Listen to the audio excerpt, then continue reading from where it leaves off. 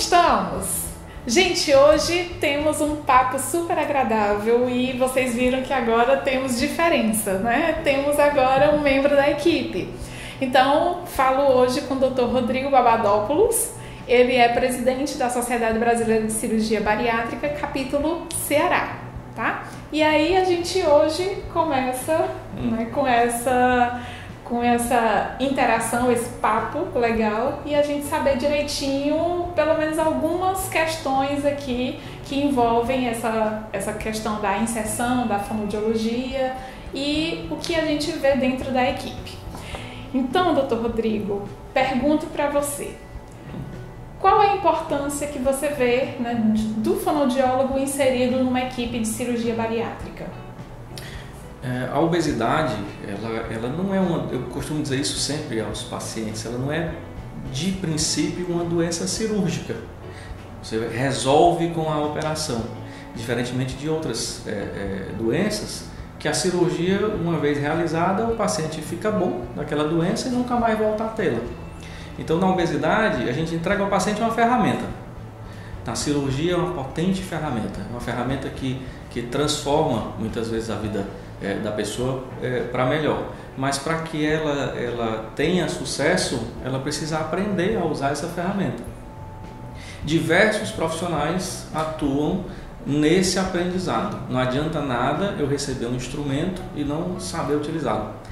O fonoaudiólogo vai entrar justamente aí, também com outros profissionais, como ninguém questiona a atuação do nutricionista no pós-operatório, mesmo no preparo de um paciente que vai para a cirurgia bariátrica. Claro, a alimentação vai mudar, não é? É uma coisa tida como óbvia. E o fonoaudiólogo? Ora, mas eu vou me alimentar, eu tenho que mastigar.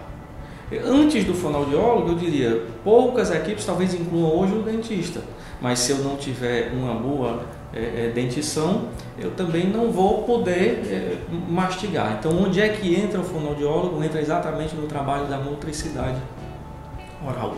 Como esse paciente está mastigando, com que velocidade esse paciente se alimenta, que tamanho de porção esse paciente coloca na boca, como é que ele está salivando, ele está empurrando com líquido a refeição. Então tem uma série de coisas, você tem aqui algumas poucas, que vai ser trabalho, se não do fonoaudiólogo, o cirurgião vai ter que se ocupar de tudo isso para poder orientar de forma correta o seu paciente.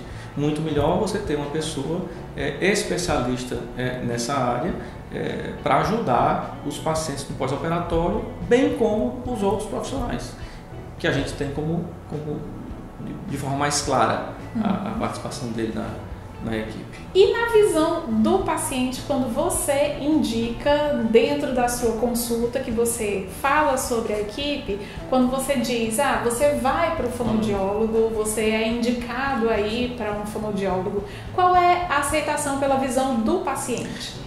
Eu acho que o paciente, tudo isso depende muito da confiança com que o paciente tem na equipe que está cuidando. Claro, na confiança do cirurgião que ele procurou, e se ele tem essa relação e o bom entendimento de que o que o profissional está fazendo é bom para ele, eu não consigo enxergar essa dificuldade na indicação, no paciente fazer, até porque quando ele vem no próprio consultório e vê pacientes que já fizeram a consulta, eles se conversam e eles têm a nítida noção, até antes da consulta, antes de ter o contato com o cirurgião, do que foi a experiência dos outros pacientes e tem aquilo como uma experiência positiva. Eu acho que um grande problema que a gente ainda enfrenta, talvez no nosso país, é a fonte de financiamento, é quem paga pela consulta. Muitas vezes, quando você tem uma coisa que é financiada pelo convênio ou pelo SUS, se a gente estiver falando do sistema público, a aceitação do paciente é muito fácil. O cirurgião indica e ele faz de forma muito mais fácil. Quando você tem ônus com aquilo, se torna um pouco mais difícil, mas eu volto a dizer, quando existe a relação de confiança e o paciente sabe que está sendo tratado da forma mais correta, dentro de uma equipe que tem vivência em cirurgia bariátrica, não está tratando simplesmente aquilo como mais um procedimento cirúrgico dentre um monte de outras coisas que o cirurgião faz, e sim como um processo onde a cirurgia está no meio, nem é o começo, nem é o fim. Se isso é dito a ele, claro, isso demanda tempo, o cirurgião tem que perder, entre aspas, eu acho que é tempo ganho, esse tempo, o paciente com muita facilidade ele adere ao tratamento. Ok, doutor Rodrigo, e temos mais uma pergunta que necessariamente acaba sendo uma polêmica, né, dentro da cirurgia bariátrica. Bebida alcoólica combina com cirurgia bariátrica, com quem fez a cirurgia bariátrica? Definitivamente a resposta é não. Há mitos e verdades quando o assunto é bebida alcoólica. Eu diria que nada é totalmente proibido. O problema é achar a moderação para tudo. Sim. E como isso não é fácil, a gente tem sim receio da bebida alcoólica. Até porque os pacientes, a maioria deles, experimentam alguma compulsão, que normalmente é a compulsão alimentar. E aí nós vamos entrar no campo de atuação da psicóloga, no preparo desse paciente. Será que esse paciente entendeu que a vida dele vai mudar? Será que ele está preparado para as mudanças que estão vindo aí no pós-operatório? Ele entendeu essas mudanças para a vida e que são justamente essas mudanças que vão fazer com que ele emagreça e mantenha peso perdido? Com relação ao álcool especificamente, eu não conheço esse paciente que não bebia, era zero de álcool e agora ele se tornou alcoólatra. Normalmente o que acontece é um paciente que já se utiliza do álcool, até abusa um pouco dele, e no pós-operatório ele pode sim aumentar o consumo por transpor a compulsão do alimento para a bebida alcoólica. Ele diminui a comida e ele aumenta a bebida, e aí tem diversos artigos na literatura que vão discutir isso, e essa é uma preocupação sim no cuidado desde o pré-operatório. Identificar que paciente que bebe, quanto ele bebe. Às vezes a gente acha que bebe socialmente e nosso final de semana não está começando no sábado, está começando na quarta-feira. Então, identificar o possível paciente que possa ter problema com álcool no pós-operatório é fundamental para o sucesso, é fundamental para o preparo da cirurgia bariátrica. E aquela ideia da potencialização em até 4 vezes pela absorção do álcool, isso acontece? Aí a gente vai ter que discutir também tipos de cirurgia, que tipo de cirurgia eu fiz, né? Sim. O álcool, ele é muito rapidamente absorvido. Sim. E há cirurgias em que você faz uma conexão entre o estômago pequenininho e o intestino. E ali você aumenta a velocidade de absorção do álcool. E pode sim a bebida, vamos dizer, pegar mais rápido. O paciente sentir que ele fica tonto, que ele tem efeitos do álcool mais rápido. E aquela quantidade que ele bebia antes, até sentir certo efeito do álcool, ele mude. Ele agora precisa de menos quantidade para sentir aquilo. Até isso é preciso haver entendimento. O ideal seria não beber. O álcool é calórico.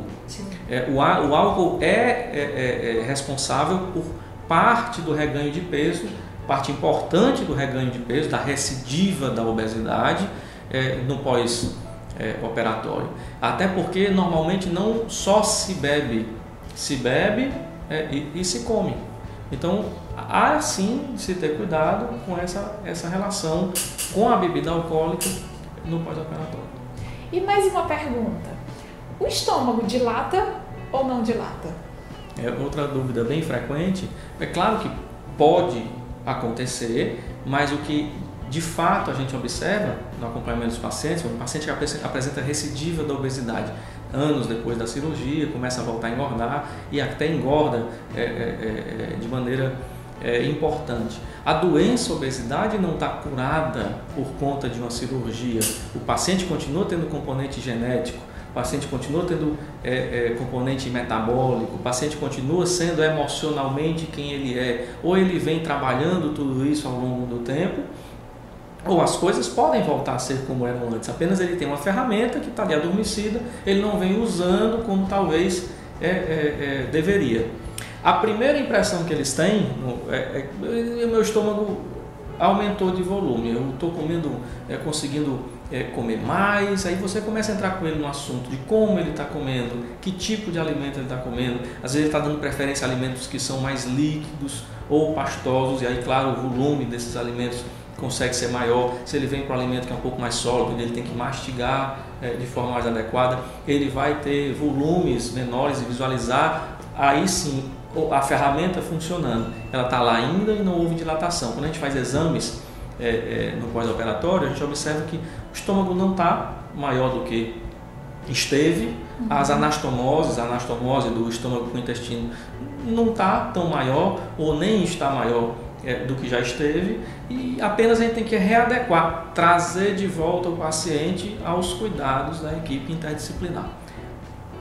Claro, pontualmente, um paciente ou outro cujo grau de dilatação de, por exemplo, uma anastomose seja suficiente a ponto de a gente achar que uma intervenção endoscópica ou não possa ser precisa, faz-se. Mas via de regra é trazer de volta esse paciente para ela. Esses procedimentos muitas vezes servem muito mais de isca para trazer de volta o paciente ao acompanhamento, que está perdido ao longo dos anos, porque ele passou muito tempo, a gente diz, eles nos abandonaram durante um período, do que propriamente para corrigir de novo com a cirurgia ou com qualquer que seja o outro procedimento, uma eventual alteração anatômica.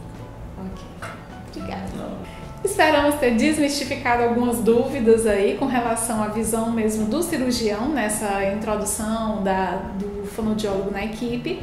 E se vocês tiverem dúvidas, sugestão sobre mais perguntas, a gente aguarda essas sugestões aqui na descrição do vídeo, tá bom? Muito obrigada também, doutor. Eu que agradeço. Agora deu.